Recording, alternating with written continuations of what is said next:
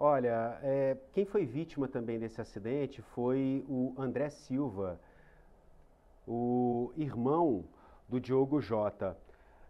Tiago, acho que o microfone está aberto aqui. Isso. O Diogo Jota, os dois, imagina, né, uma dupla tragédia familiar, o jogador do Liverpool, Diogo Jota, e junto com ele, no carro, o irmão, André Silva, 25 anos, que também não resistiu aos ferimentos desse trágico acidente que aconteceu na altura do quilômetro 65 da autoestrada A52 em Zamora, na Espanha. O Diogo Jota, mais conhecido, né, tem uma projeção maior no mundo do futebol, mas também a gente deve falar aqui do André Silva, atleta do Penafiel. E para explicar aqui, trazer um pouco do perfil dos dois, a gente vai receber ao vivo aqui no Poder Expresso o João Venturi, direto da Espanha. João, muito bacana a entrevista que você fez ali, o Diogo Jota falando sobre vários assuntos, inclusive os técnicos portugueses, né, muitos aqui queridos, né, do público brasileiro. E agora a gente te encontra aqui, João, para falar dessa tragédia no mundo do futebol. A gente gostaria de estar convidando aqui para falar de algo feliz, né?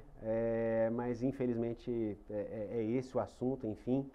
João, seja bem-vindo, boa tarde para você, apesar dessa notícia, dessa tragédia. Eu te pergunto o que você sabe, o que já chegou aí, o que a gente já tem de informação oficial a respeito do velório e do sepultamento do Diogo Jota e do André Silva. Tudo bem, Jesus? Boa tarde para você, boa tarde para todo mundo que está com a gente aqui no Poder Expresso. É uma notícia que a gente não gosta de dar, né? Quando a gente fala de futebol, a gente geralmente fala de alegria, de emoções, de boas vivências. E um acidente como esse, nas primeiras horas dessa quinta-feira, realmente deixa o mundo do futebol de luto, né? Pegou todo mundo de surpresa, foi um choque muito grande da maneira que esse acidente aconteceu, né? A forma bruta que esse acidente aconteceu. Tinha apenas 28 anos, o Diogo Jota, o irmão dele 26 anos, muita coisa pela frente, mas segundo a Guarda Civil da Espanha, as primeiras informações são de que no momento da batida, do impacto, a hora que aconteceu o impacto do carro, do veículo, alguns documentos foram arremessados para fora do carro, o que facilitou o trabalho da polícia de identificação das vítimas e também o número do chassi do veículo. A partir daí, pôde saber que o carro pertencia ao Diogo Jota. Eles estavam nessa cidade de Zamora, cerca de 250 quilômetros aqui de Madrid, fica a noroeste da Espanha. Eles estavam em direção à cidade de Santander, bem ao norte do país. Ali eles pegariam um barco rumo à Inglaterra, porque o Diogo Jota tinha uma apresentação marcada junto ao Liverpool, que é o clube que ele defendia.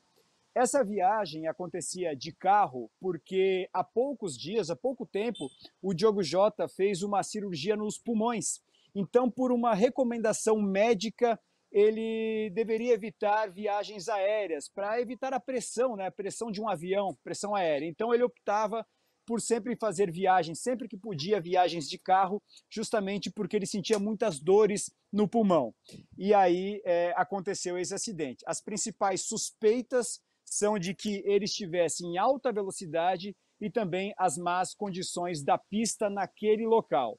Hoje à tarde, a mulher dele, a Ruth Cardoso, uma companheira de longa data, eles eram namorados desde a época de escola, ela e os pais, os familiares, tanto do Diogo quanto do André, eles foram fazer o reconhecimento dos corpos e eles puderam confirmar que as vítimas de fato eram o Diogo Jota e o André Silva. Muita comoção pelas redes sociais, os clubes europeus, clubes brasileiros também se posicionaram diante dessa fatalidade, né? Essa notícia triste, o Diogo Jota, que há pouco tempo foi campeão inglês com o Liverpool, foi campeão da Liga das Nações com a seleção portuguesa, vivia o auge da sua carreira, um grande momento, se casou há cerca de 10 dias, menos de 2 semanas, ele se casou com essa, justamente, ela é uma companheira dele de longa data, mas ele oficializou essa união há cerca de 2 semanas, já tem 3 filhos com a Ruth Cardoso, enfim, uma morte precoce, muito triste, que ainda está sendo investigada, uma perícia vai apurar exatamente se de fato a alta velocidade e a má conservação da estrada foram determinantes para que essa tragédia tenha acontecido. Jesus.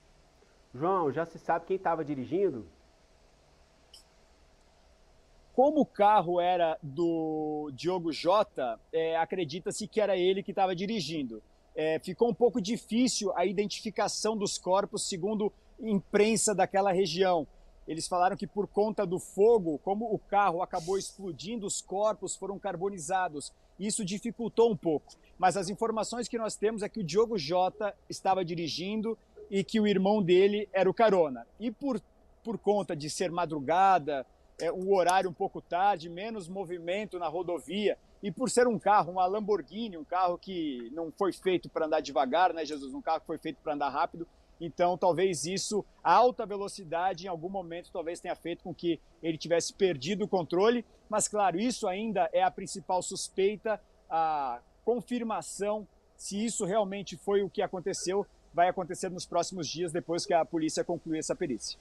João, aquela conversa que a gente colocou aqui antes de você entrar ao vivo com a gente, foi em que contexto, em que situação? Conta um pouquinho dos bastidores dessa entrevista que você fez com o Diogo Jota. Pois é, Jesus, assim, é muito curioso, porque uma das coisas que as pessoas mais me perguntam na rua, meus amigos, e o fulano é gente boa? E o ciclano é gente boa? Né? Sempre fazendo alguma referência a algum jogador. E eu sempre respondo a mesma coisa, olha, a gente geralmente tem 1 minuto, 2 minutos com o jogador, ele passa ali para dar entrevista e vai embora, então a gente não tem muita proximidade, é muito técnico, né? Eu tenho um tempo de entrevista com ele, termina esse período e ele vai, porque ele já tem outra entrevista para dar, enfim. Mas nesse caso eu me lembro que foi a confirmação da entrevista com o Diogo Jota veio assim 1 hora antes, mais ou menos, da entrevista ser feita. O Liverpool confirmou em cima da hora. Como ele fala português, se dá a vantagem de que ele dê entrevista para veículos que tenham a língua portuguesa como língua mãe. Por isso, a gente também conseguiu ter uma vantagem na hora de ser escolhido para fazer a entrevista com o Diogo Jota. E ele chegou antes do horário, a gente conversou um pouquinho antes, eu gravei essa entrevista e no final da entrevista, eu me lembro que do meu lado tinha mais umas 3 ou 4 emissoras de outros países esperando para gravar com ele.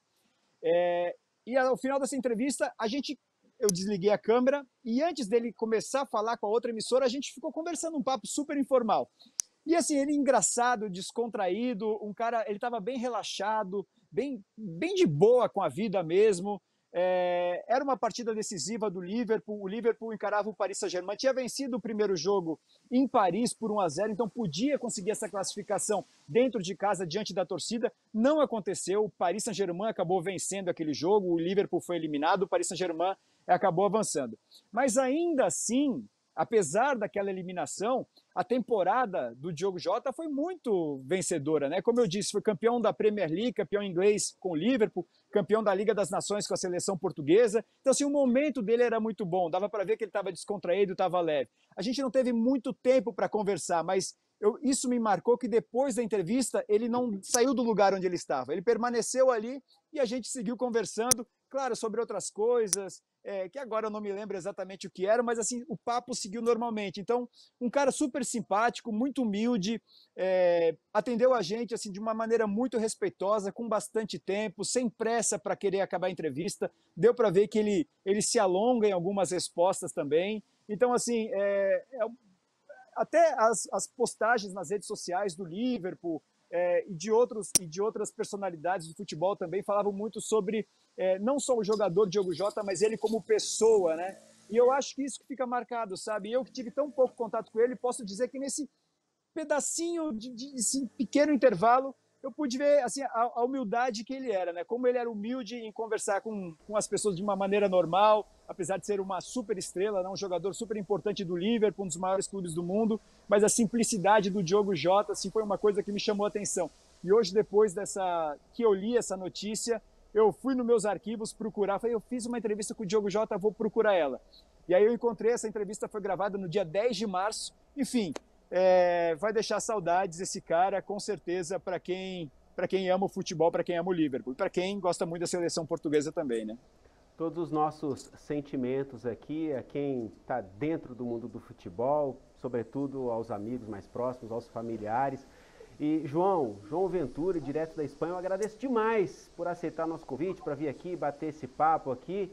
É mais que uma participação ao vivo, né? É um bate-papo aqui, você trazendo aqui as suas impressões sobre o Diogo Jota, contando um pouquinho dos bastidores do trabalho que você desenvolveu ali, né? Quando foi chegando perto, enfim, quando fez a entrevista, até depois o que aconteceu também ali, depois que desligou o REC da câmera. É muito legal você trazer essas impressões aqui e por isso a gente te agradece demais por aceitar nosso convite e por bater esse papo com a gente ao vivo aqui no Poder Expresso, meu amigo. Até uma próxima oportunidade, uma ótima tarde, quase noite aí para você na Espanha. Já obrigado, Jesus. É sempre um prazer estar com vocês aqui no Poder Expresso, sempre à disposição. Espero que numa próxima, para trazer boas notícias falando de esporte, ao invés de uma notícia tão triste assim, numa quinta-feira. Agora já quase 10 horas da noite, viu, Jesus? Já estou 5 horas à frente do horário de Brasília. Então, já, apesar do céu ainda estar um pouco claro aqui, porque estamos no verão, então está anoitecendo mais tarde, né? Mas eu me protegi aqui numa marquise, porque assim, ó, 2 minutos para entrar ao vivo com você, caiu uma chuva de granizo aqui. Então, eu tive que correr para baixo de uma marquise para me proteger, porque faz muito calor. Por conta disso, o céu acaba enganando. Às vezes eu estou em casa e falo, tá cedo ainda, olha o céu. Mas já são 10 horas da noite, então não está nem tão cedo assim, né, Jesus? Mas um prazer estar com vocês. Eu sabia que estava algumas horas a mais aí, mas eu estava até na dúvida, né? Porque a gente precisa pegar o fuso ali para lembrar quantas horas a mais lá. A gente sabe que está na frente no fuso horário, mas realmente me surpreendeu. Aí agora que eu estou me tocando aqui no Brasil também, 4h55 já, relógio correndo. João, muitíssimo obrigado, meu amigo, pela participação. Saiba que o Poder Expresso está sempre de portas abertas para você e você é muito bem-vindo por aqui, meu amigo. Até a próxima. Obrigado, bom programa, um abraço. SBT News, o maior canal de notícias do YouTube.